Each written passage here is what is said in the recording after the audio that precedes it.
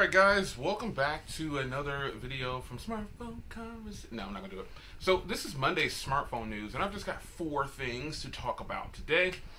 And pretty interesting enough. I think these are all things, all devices that, people are probably interested in. First one being, now I want to go to this one first, the iPhone 8 or whatever it's going to be called, because I talked about this in several other videos. And here's the thing. The iPhone that's coming, the schematics keep leaking out, and what's happening is it's starting to look the same and improve on the older schematics. Now, one thing in particular that I want to talk about is the back of the iPhone.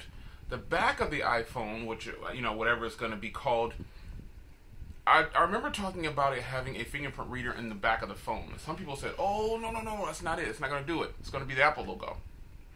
Well, hit /leaks.com. You'll see the latest leak and confirmation from the schematics on the build of the new iPhone, and it has a fingerprint reader in the center of the phone.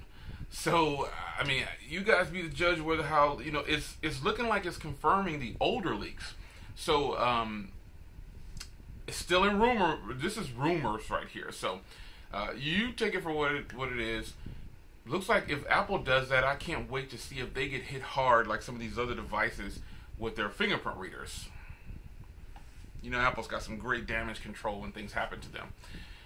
But fingerprint reader in the center of the iPhone on the back of this new one. Again, it's just schematics. It just might be something that they were thinking about doing.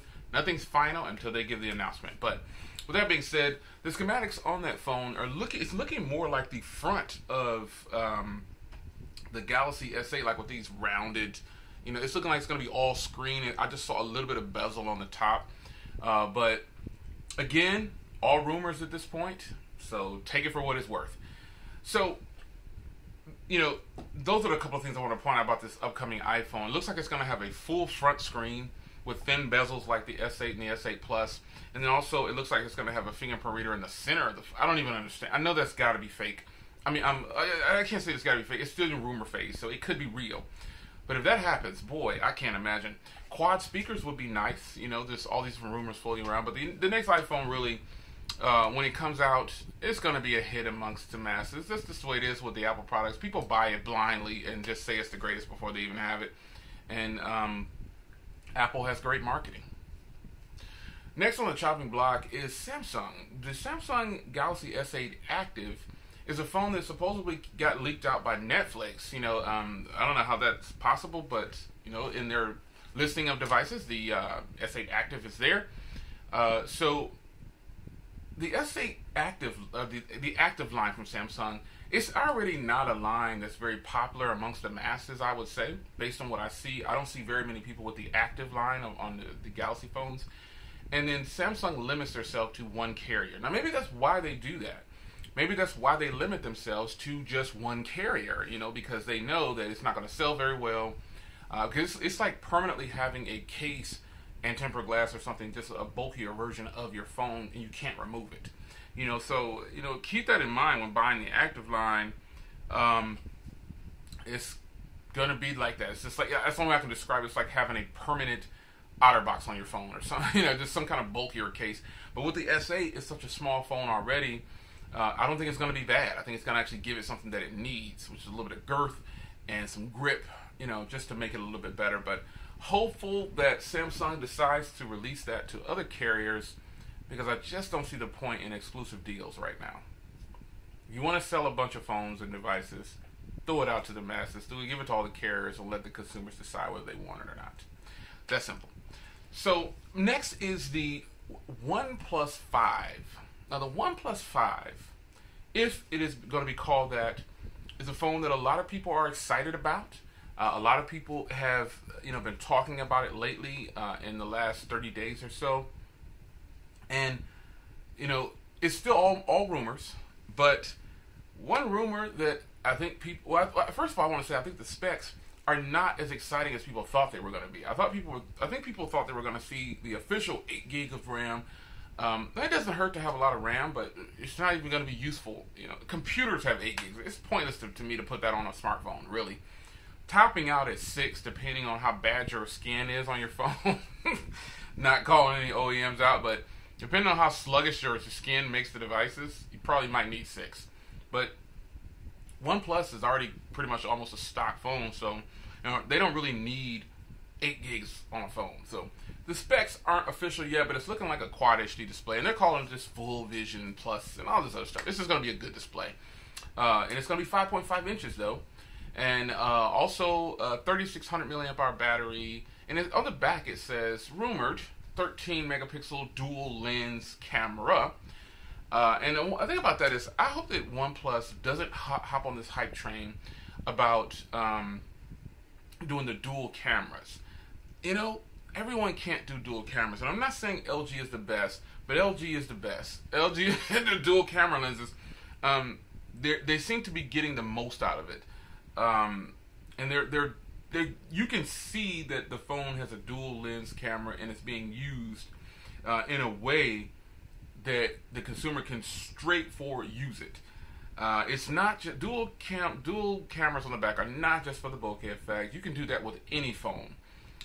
So I hope OnePlus doesn't hop on this dual camera train, because I'm just not a fan of dual cameras. And at this point, it's not something that's at the top of my list, I'll say. And the only phones I've enjoyed it on was the LG phones. Other than that, all the other phones, I didn't really get much use out of it. But let's hope that OnePlus produces something that people will buy. There's just a market for everyone. I was eating a granola bar before I started this video.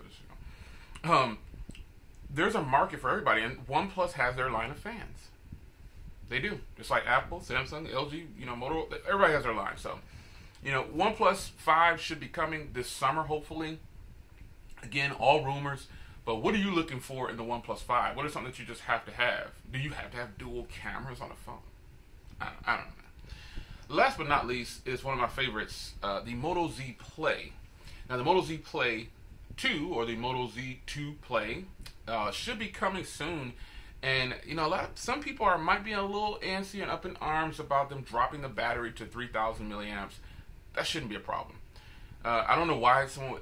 Obviously, when you have a bigger battery, you should probably be able to get more battery. However, the way that the Moto Z line is optimized, battery life is great. And they pretty much have a stock Android experience, and that's it. A little bit of Moto gestures, call it a day.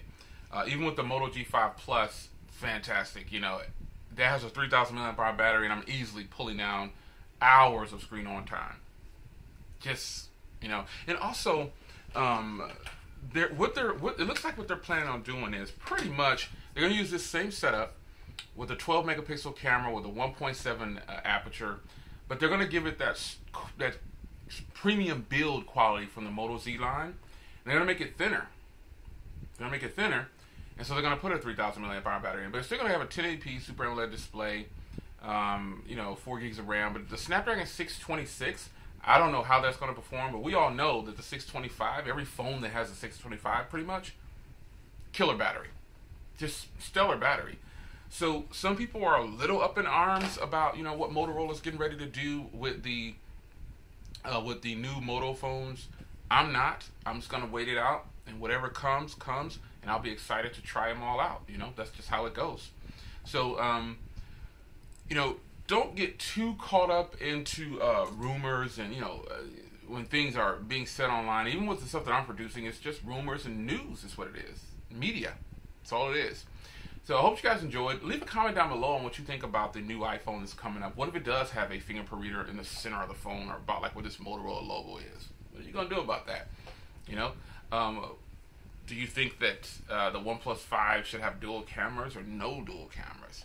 What about the active line from Samsung? Shouldn't they be putting that out on all carriers by now? I think so. And we all know that Motorola is going to produce a fantastic phone regardless. So, it's your man Jay Will. I will see you guys next Monday for more smartphone news. Take care.